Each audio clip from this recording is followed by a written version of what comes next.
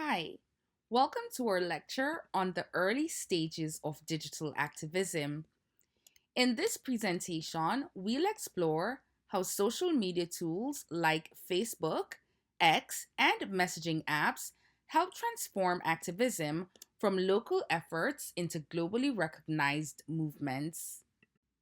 Digital activism involves extraordinary action for a cause using technology. As mobile devices became cheaper, people from all backgrounds gained access to activism, dramatically increasing political and social participation. Essentially, mobile technology created a global shift in connectivity. People without landlines could now participate in political discourse. By 2015, 80% of households in developing countries owned mobile phones. SMS was one of the earliest tools, but platforms like Facebook and Twitter, now X, soon became the new stage for activism. These platforms allowed real time updates, fast organizing, and global outreach. Facebook, launched in 2004, became a gateway to digital organizing. With post, group, and media sharing, activists had new tools. The timeline feature, added in 2011, helped movements tell their story, but credibility has since become an issue. At the same time, Twitter's public, real time nature made it ideal for activism. Twitter allowed global connections in just 140 characters, yet its open nature also allowed for distractions and disinformation. In 2009, the Iranian Green Movement emerged following allegations of election fraud when incumbent Mahmoud Ahmadinejad was declared the winner over the reformist candidate. The streets of Iran quickly filled with protesters demanding change. But what made this movement especially noteworthy was its reliance on digital tools like Twitter and Facebook at a time when traditional media was heavily censored. Hashtags like hashtag Masavi and hashtag Iran election went viral, and Facebook groups sprung up to coordinate rallies and share real time updates. In fact, Twitter delayed scheduled maintenance to remain online during the peak of the protests due to its importance. For many outside Iran, these digital platforms were the only windows into what was happening on the ground.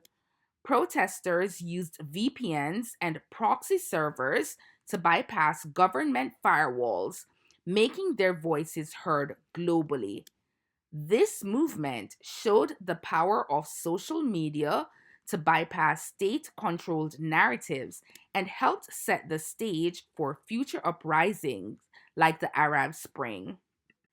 By 2018, apps like Telegram were more widely used within Iran for organizing, while Twitter helped communicate to global audiences. Access to smartphones had grown rapidly, thereby transforming digital strategy. One key thing to note is that Arab Spring was the first movement many people associate with digital activism. Arab Spring marked a turning point in how social media was used to mobilize large scale political action across national borders. It all began in Tunisia when Mohamed Bouazizi, a young street vendor, set himself on fire in protest of government harassment and economic despair. His act of desperation quickly went viral, becoming a rallying cry for millions. One thing to note is that as an activist, it's important to choose the platforms you use strategically. Facebook is generally used for planning, Twitter for fast coordination, and YouTube for visual evidence. Stories shape how global media frame uprising, hence, platforms need to be used strategically. Although platforms benefited from being tied to democracy movements, critics argue big tech companies now threaten democracy by enabling censorship, surveillance, and disinformation.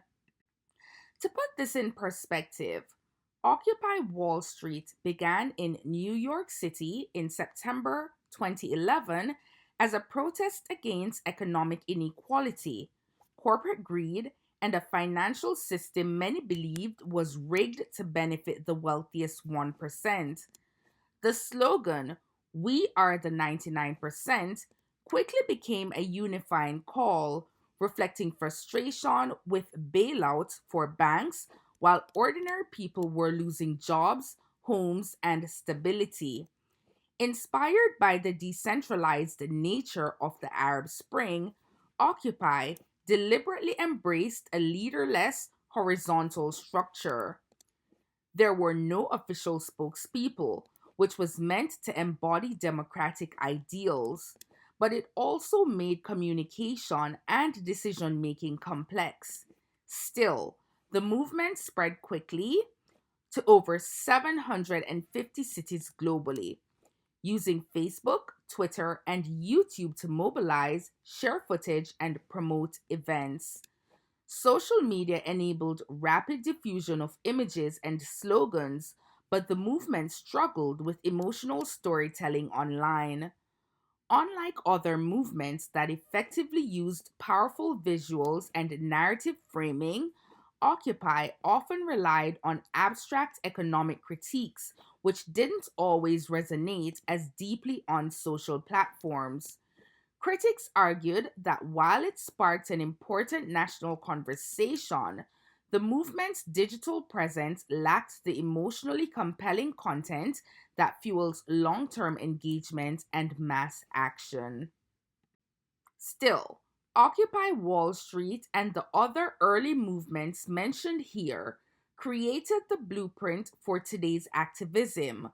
From hashtags to viral storytelling, they taught us how to use digital tools for organizing, and their legacy continues. As you work through your ideas this week, I want you to explore these movements further in the chapter to get a better understanding of some of the strategies that they use to aid their movements. Let's talk about information consumption for a moment. Agenda melding builds on the well known idea of agenda setting, which refers to how traditional media influences what issues the public thinks about. In a digital world, we don't just consume the media, we contribute to it. Agenda melding helps explain how people today form their views and take action based on a combination of personal beliefs, social networks, and the media they choose to follow.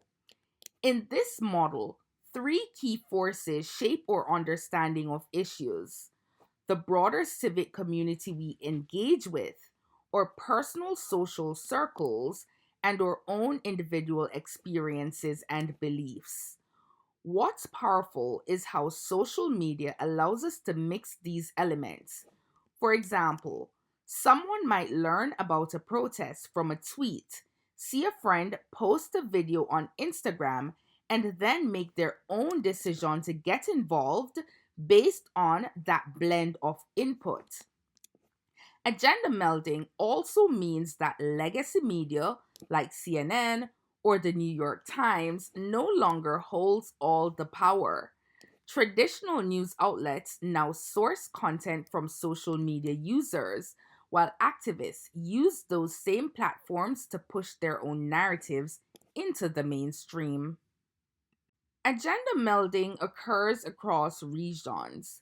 We've seen this clearly in the Iran protests, where English language tweets shaped Western news coverage, and in the Arab Spring, where citizen videos were broadcast by Al Jazeera.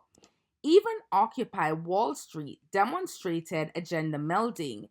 Many tweets used both corporate news links and user generated content, creating an integrated media space that influenced how the public perceived the movement. In short, agenda melding highlights how today's activists not only participate in movements, they also help shape what issues get attention and how they're framed across media ecosystems.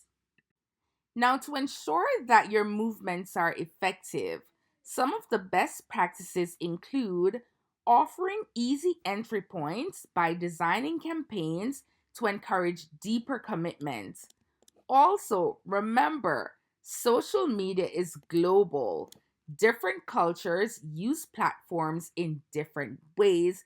Therefore, you have to do your research to figure out who it is you will be targeting and how you intend to reach them.